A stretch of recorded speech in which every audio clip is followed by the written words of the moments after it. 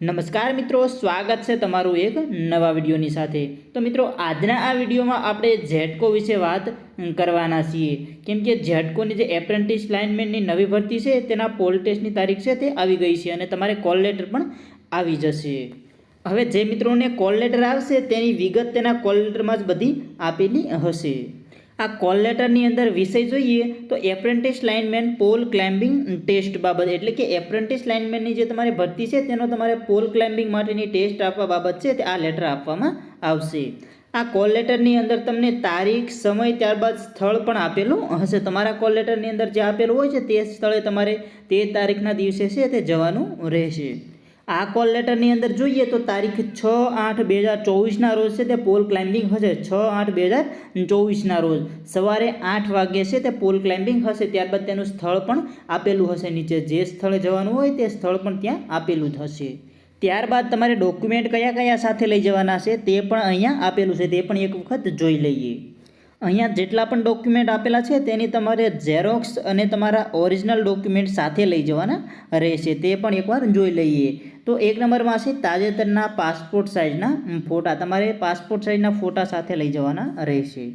ત્યારબાદ તમારું school leaving certificate એટલે કે LC લઈ જવાની છે। ત્યારબાદ 3 નંબરની અંદર જાતિ અંગેનું પ્રમાણપત્ર તમારે લઈ જવાનું છે।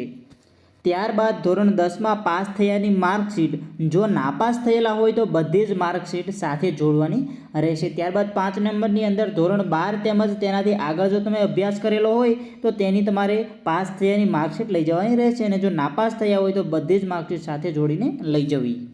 ત્યારબાદ આગળ 6 નંબરની અંદર જોઈએ તો ITIની દરેક સેમેસ્ટર, દરેક વર્ષની માર્કશીટ રજૂ કરવાની રહેશે, તેમજ ઓલ સેમેસ્ટરની ટોટલ જે માર્કશીટ આવે છે તે પણ તમારે રજૂ કરવાની રહેશે।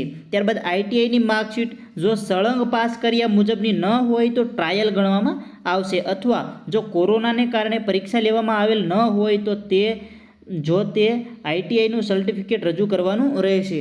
જો તમે કોરોનાની અંદર તમારી પરીક્ષા ના લેવાની હોય તો તમારે ITIનું એક સર્ટિફિકેટ રજૂ કરવાનું ત્યાં રહેશે, કે અમે પરીક્ષા નહોતી લીધી એવું તમને એક સર્ટિફિકેટ મળે છે તે તમારે ત્યાં રજૂ કરવાનું રહેશે। ત્યારબાદ ITI વાયરમેન ઇલેક્ટ્રિશિયનનું ટ્રેડ સર્ટિફિકેટ પણ રજૂ કરવાનું રહેશે। ત્યારબાદ આગળ આપેલું છે કે વાયરમેનની પરમિટ તેમજ સર્ટિફિકેટ રજૂ કરવાનું રહેશે। જો વાયરમેન લાયસન્સ તમારે ન હોય તો કઢાવી લેજો, કેમ કે ગમે ત્યારે તમારે તે ઉપયોગમાં આવી શકે છે। એટલે તમને જે ડોક્યુમેન્ટ આમાંથી કીધા છે તે તમારે લઈ જવાના રહેશે। જો આમાંથી ડોક્યુમેન્ટ ના હોય તો કઢાવી નાખજો, કેમ કે ગમે ત્યારે તમારે તે ઉપયોગમાં આવી શકે છે। તો જે દિવસે તમારે પોલ ટેસ્ટ હશે તે દિવસે આ બધા ડોક્યુમેન્ટ તમારે સાથે લઈ જવાના રહેશે। આની ઝેરોક્સ અને ઓરિજિનલ ડોક્યુમેન્ટ બંને છે તે સાથે લઈ જજો, એટલા માટે છે તે પછી કંઈ પ્રોબ્લેમ ના આવે। તો જે મિત્રોએ ચેનલને સબસ્ક્રાઈબ નથી કરેલી તે મિત્રો ચેનલને સબસ્ક્રાઈબ જરૂર કરી દેજો। ધન્યવાદ।